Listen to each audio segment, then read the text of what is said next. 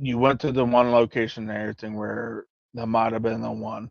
I was in contact and everything with another team, Anime Paranormal Society.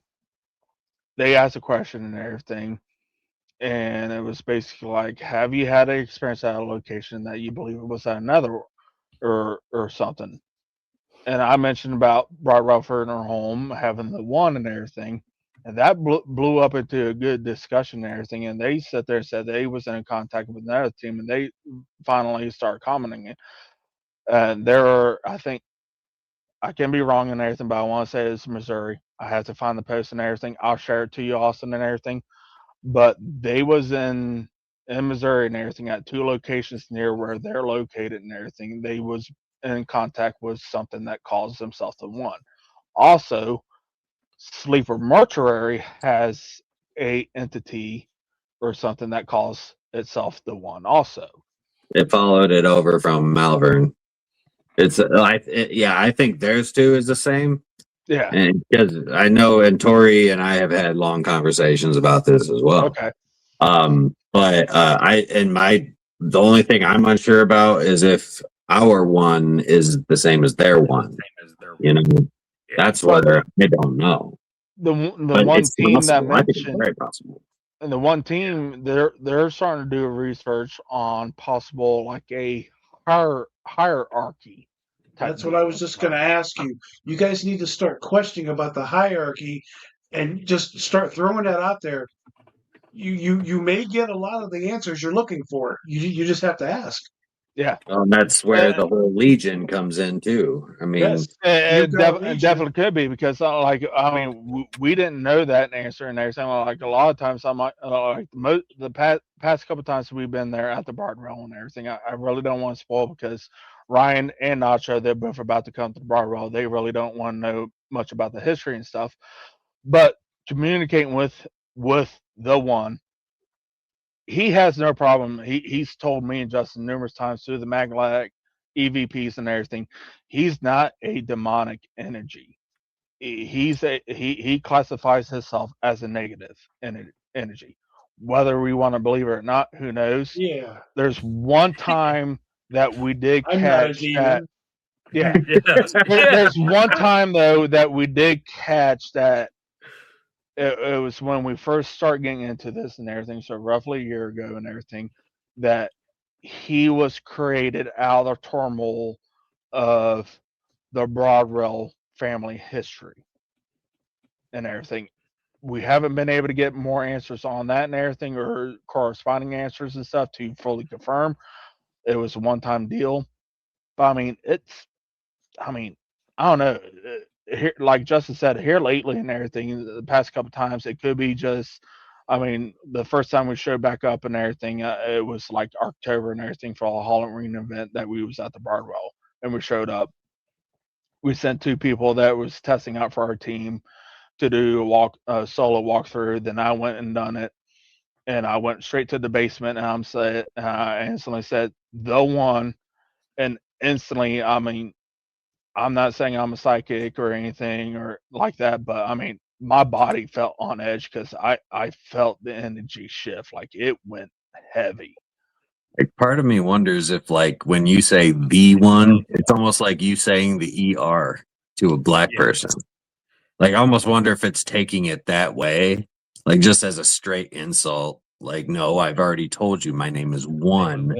Yeah. But I also don't know. I mean, it also could be feeding its ego, and in that sense, that's also not a great thing for us on some levels. Isn't that the thing about demons, though, is that they will find the weakness. Yeah. And sometimes they will just follow you around and wait for that weakness to reveal itself. And when they do, and a lot of people have that misconception too. Like if you go to a location and for whatever reason, a demon has decided to post up at this location and wait for suckers to come in. I just don't think that a demon is going to be triggered by you saying Like, like I think if you say something to try to provoke a demon, like a demon's not going to be reactive like that. It's going to sit back and it's going to laugh, and then it's going to follow you home, and it's going to try to find ways to screw up your entire life. You'll be depressed. That's a demon. It's meant to create chaos, but it's not going to be like, don't they say that the devil, he's not going to be the red man and the pitchfork and the horns. He's going to be a very beautiful person. Oh yeah, it's the devil in disguise. I mean, going back at it and everything. I mean, if you really look at the true Bible text and everything, I mean, Lucifer himself and everything, before he was cast out of heaven and everything, he was the most beautiful angel. So and that's why I think a lot of people, they will say that the little children, when they see ghosts of children, like that's a big like red flag right from the get-go, is because typically, that they will portray themselves to be innocent, like, hey, come to me, right? And so I think that they are more strategic than the misconception of, oh, you'll go in and then the demon will possess you on site and we'll perform an exorcism and you'll be better that night, kind of thing. It's like, if y'all ever read if anybody ever goes back and reads some of the transcripts and some of the case files from like Roland Doe or Annalise Michael, or Annalise Michelle or Michael, whatever, I don't know. But a lot of those things, those took months and multiple exorcists. And even then, there were a lot of questions behind the whole thing, And so, people have this huge misconception of a lot of that stuff. But I do think even if it's not a demonic entity that you're experiencing, I do think there is something very specific in the Bible, and take it for what it's worth, is that do not trust the spirits that are communicating with you. Like, I think it says something like that specifically. Don't trust the spirits that you hear that are calling to you, because they are not like something, right? Like, essentially you're going to open up yourself to possession, oppression. You're opening yourself up to something because you're communicating with something that is not directly sent by God. Well, it's also the information that they would be giving you is supposed to be incorrect, or like it's false information, and there's so they also say don't trust psychics, like that's all that stuff, but I do think there's that element, like they know that we can't see them, so they could say and do whatever the hell they wanted, and how would we know any better? Although I think that some people have the abilities to like see, and they can't be fooled by it, but a typical person, and it's like what Ryan would sit there and say, like why he kind of won't sit there and use the spirit box at his house and everything. Mm-hmm. You start asking questions, sooner or later you're going to get a response. You go out in the middle of the road. No matter where you're at and everything, sooner or later you keep asking questions. Spirit's going to answer. What, 3 weeks ago, Justin, at the firehouse, I work at and everything, I 100% it's haunted and everything, and it's from Field of Dreams, man. Instead of if you build it, they will come. If you call them, they will come. Yeah. All right, real quick. So, got a few comments here. Zach. 100%. Zach Meekin says that he loves his new illumination board. Austin used it at a location last night and got a hit on mail. Port Paranormal says that they believe one is very intelligent. They have an interesting video that they captured in the basement. It was low activity, so we decided to try to ramp it up and saying the spirits were lame, and we got a response saying, "Is it?" ? So, and it was a deep voice. Trap Souls, Ryan, I'm assuming, asks, I don't know why you don't just go ahead and ask, Ryan. Do you believe, Austin, there is a difference between I am one and I am the one? Yeah, I think so, because so I think there's the name versus a title. That's kind of, I guess that's the way I view it. It's like a name versus a title. And so Like, I guess some people could look at that and say, feed their ego, right? But others could be, well, no, that's not. I'm not the one. I'm one. I'm me. There's a separation between me and that one, right? And so I guess language matters. It really does. And I think that every word, everything has intent behind it, and that it does matter. Especially now in today's day and age where everything seems like words don't mean anything anymore. Yeah, and I think that's where society as a whole has opened itself up to a lot of the negative that happens out in the world, is because they feel like words don't matter, so they just use them freely, and therefore, Or they hide behind lighter language. They hide reality behind lighter language. Yeah. So I got a question, Austin, and this is one of Ryan's favorite questions, and I got to ask it on his behalf here. What is one of your most favorite locations that you've ever been to? And then also, what's a dream location of yours? Could be anywhere in the world. So there's like a handful of locations that I've been to that I would consider my favorites. I would say Whispers Estate is one of those.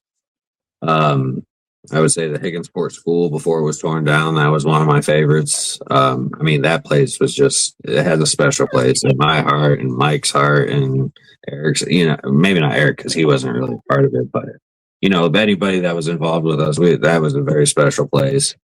The Old Crow Distillery complex down in Frankfort, Kentucky. Okay. Right along because there's Frankfort and then there's I can't remember the other town that's right there with it, but there's a number of what's the other one? There's Old Crow and then there's there's another bourbon that's right there next to it. But there's a number of distillery factories there. And the Old Crow complex was around built in 1831. It's so many accidents there. But there's also some mountain lions and some other real hazards. But that was what made it just so Jim Beam, that's what I'm thinking of. Thank you. The Jim Beam factories are out there. Not the warehouse that everybody knows about being haunted. That's in a different place. But there's a distillery there for Jim Beam that's on that same. It's actually on the same highway, just a little bit further down. But I would say that, and then also the granary in Bryan. That's really my current favorite location that I go to, just because I know it so well. It calls me I owe it money, right? So talk about the granary. A dream location though. Poveglia Island would be really cool. Oh, that would be cool. As well as, take it for what it's worth. I want to go to Auschwitz. I want to go to what was it? The other shit. There's the death camps. I want to go there just because I almost feel like nobody's ever given them the opportunity to tell their story or to say goodbye or to, you know what I mean? They were just kind of. There's a lot of charged energy at them locations and everything, because that's definitely, no matter what, it's an important time in our history and everything, whether 100% bad and everything, but they have not had the opportunity to sit there and say their final piece. And that kind of makes me sad, and so but some people could look at that as being disrespectful and that they should rest in peace. And I wonder if they're resting in peace because of the way that they were, the way that the end of their life was. They were taken and they should not have had that happen to them. So I kind of have that thought that I would love to hear some of the stories. But what was your question, Travis? Talk about the granary and everything. It's been calling us and everything, especially since we've seen the first video of the Roargate project and stuff. And I watched the whole series when you guys first JW and you and everything done the first experiment there, Mm. and then we got to sit there and see the setup and talk and actually meet you and talk to you there at the Broadwell Great setup. and everything. And That was cool. yes, It's improved since then. It's But- gotten better. So like we had our first public event there for the Gore Festival last year and everything, and we had Lee Allen and Patty Allen and everything Mhm. from Paraviz. Mhm. And Lee mentioned that he felt portals. And going into the World Gate and everything, you're sitting there making our doorway and stuff and everything. Do you think, and if you can sit there and say and everything, because I know JW hasn't really released a lot of his findings or what his hypothesis and stuff, do you think doing that project at them locations and everything really enhance the activity that's already happening in there? It maybe temporarily while we're there. The granary is already like on its own merit. Basically, it stands on its own legs because of all the tragedy that happened there. Oh, 100%. Yeah. I mean, you got from the infant bodies that were found on the tracks behind it to Mrs. Hoy being mangled and decapitated by getting hit by a train in front of her daughter. And then Jack Hayden dying, bleeding to death in the basement when his leg got caught in the conveyor. And I mean, just because it was like 1959, and so it takes a little bit of time for the ambulance to get over there. And so he was pronounced dead by the time that he was dead. Yeah. But that kind of stuff, I mean, that's a lot of traumatic energy think about the draining of, like, you're just dying down there in the basement. Oh, yeah. There's nothing you can do. Just I can't imagine the thoughts he was like, what he was feeling, as well as just his life force slowly dripping out of him and being, you know what I mean? Just being left into that granary and then into the concrete down there. But I do think that it may, I don't know if it's like a permanent effect or or anything like that. I guess we haven't done any studies on that part, on the lasting effects afterwards. You might want to and everything, because I know, like, on when you guys were at the granary and everything and watching the series videos and stuff, the episodes, you had like one member and everything mentioning that they did not want to close the door, the gate. Mm-hmm. And and there was a couple other members of the project and everything that like was trying to close it, and one of them believed that they did not fully close the door. Yeah. So I mean, something kind of to mention and everything, because like we didn't tell like Lee and everything, like the World Gate project happened there and everything, and he's an empath and stuff. We allowed him to get his feeling and everything. He didn't want to know anything about it and stuff. And he's like, man, it's just like here and there feels like there's portals and stuff. And then he was showing using his XLS and everything. I mean, and there were certain spots in the Broadwell funeral home and everything that we was just seeing a lot of black orbs. And like he's like, I've never seen this really happen before, or this much and everything, where it just looked constantly coming from one spot in a room and everything. And looking back at the videos, or remembering from a memory and everything, like where everyone was located at, especially at the Broadwell funeral home and everything, where they was located at for the test. Yeah. Is where we were seeing them black dots and everything on the XLS and everything was almost matching up to the experiment being done. Yeah. No, Well, do you the think reason that that the spots are actually positioned where they were, and because the math that JW uses tells him that that's where they're supposed to go. Yeah. And he doesn't know why. They're sometimes in the most random fucking spots that you could think of. Like there was when we were at Rolling Hills when we were filming that episode of Deathwalker with Nick and Tessa. There was one of the points of the Seba was outside in the yard, and we didn't understand it, and so we had to put the camera and the speaker there, even though there was nobody over there. We had to put it there because that's what the math said. And so it's interesting that you guys are getting that from those spots. So at the very least, it tells you that those spots are important for that location for whatever reason. Now, as far as increase in like the portals and stuff, I think that all of that ties to the shift. That is the same thing happening with the UAPs and like everything going on. Like I genuinely believe that all of it is tied together.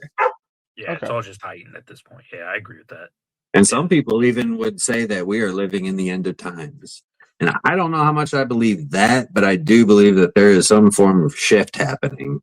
And that's opening up a lot of things. And even what we have perceived to be over a long period of time, cosmically speaking, it's been a very short period of time. And even the amount of time that humanity has been in existence, it's a relatively short period of time. So, a lot of this phenomena, a lot of this stuff may have come and gone multiple times throughout humanity's history.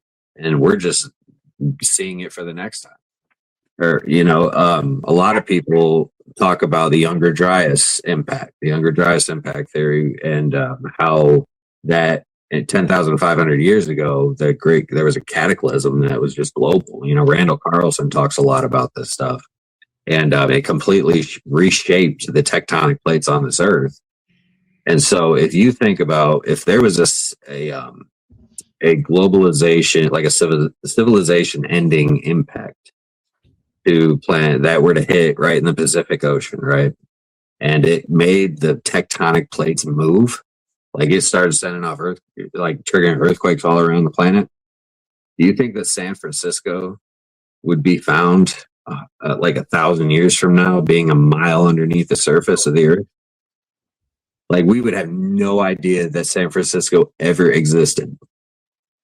Yeah. And so I think like all of these, history is a cycle. It's always a cycle. And so this is just another moment, a thing that has happened multiple times in the past, and we're just in the next phase of it. Austin, have you ever been somewhere investigating that you were like, nope, I'm out, I'm done, get me out of here? You've never had a nope, Mona?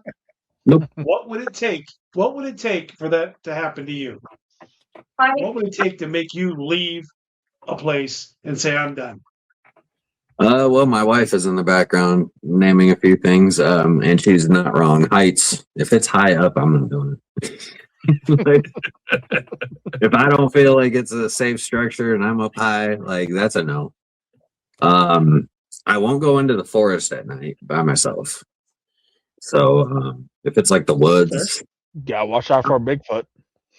it's not even about Bigfoot. I have this weird irrational fear of like a chainsaw wielding psychopath from the mental asylum that escaped. I don't know why I have this weird fear of this or like this weird idea, but it's like one of those things that just terrifies. I mean, we grew up on the movie Halloween and Jason and stuff. No, so what? Actually, it's more about the fact that there's nowhere to hide in a forest.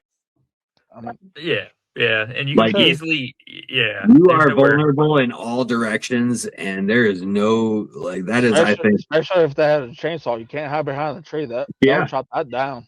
Well, I mean, at least with the chainsaw and that, I could use trees as barriers because the chainsaw won't go through it real quick, But you know what I'm saying? I don't know. But that does terrify me. I don't know why, but it's the woods and just the lack of all kinds of protection and everything. Like, at least in a location, I can put my back up against the wall, right? You're more worried about the living than the dead. Most of the time, yeah. Yeah. Like, I don't believe that, at least for me, I have yet to experience a real danger a serious danger because of a spiritual presence or entity or anything, you know. Not saying that it wouldn't happen, but until it happens to me, I don't fear it like that. I mean, granted, okay, I will take that back. There is so when there's like 6 of us at Ohio State Reformatory, and you are in the bullpen, and you're just looking down the east cell block with all the lights off, and you are by yourself, that's a nope from me. Okay. Because that is like, it's almost like jumping off of a cruise ship at night. It's the abyss, and it's like, no. I could see that. Yeah, I could see that. It definitely creepy. Just But honestly, it wouldn't even necessarily be like a full no, though, because I mean, it would be, that's one of those things that would genuinely make me nervous. Mm-hmm. Like where I would be hesitant to enter. I mean, I could, and I would if I felt like I needed to for whatever reason, or if I had something to prove, although I usually don't. But yeah, those would be that would be one of those moments. Mine's dogs. I mean, obviously. Yeah, what's up, Ryan? What you got some questions? We're start rolling them out there, buddy. I'm sure you got some. I mean, you've been there looking. I'm good right now. I mean, you're the host tonight. I'm just sitting back relaxing. Yeah. Go ahead, Ryan. I mean, obviously, I don't know Austin that well, and it's good just to hear from him. So I'm just kind of like taking it all in. I'm good. You guys keep asking away. I know sooner or later and everything. One question, I'm going to get it for Ryan and everything. Bucket list location, 100% paid for. Where would you want to go and investigate? Trans-Allegheny. I won't. It's $1,850. Last time I checked, if you did not have insurance, it was $1,860 something. But they may have raised the price since last time. That was like 5 or 6 years ago. But yeah, that would be a place. I don't want to go to Waverly. I don't want to do that. I've never been there. Don't want to. But Trans-Allegheny. Why not Waverly? I guess it's been beaten to death with a stick for 30 years. If I was a spirit there, I'd be so fucking done talking to people that are asking me the same damn questions for 30 years, night after night. I've already told you how life was here. I already told you when I died. I already told you what my name was. I already told you, at a certain point, I mean, logically, right? Okay. So I just consider that Trans-Allegheny, I mean, yes, it's been around just as long. But as far as like access and paranormal investigations, it's not as accessible, or it hasn't been as accessible over the years as Waverly has. But I do believe that Waverly Hills it's very haunted. I don't doubt that at all, but it's just one of those, like, if everybody else has already been there, proven that, done that, it's a village bicycle. Everybody's had a ride.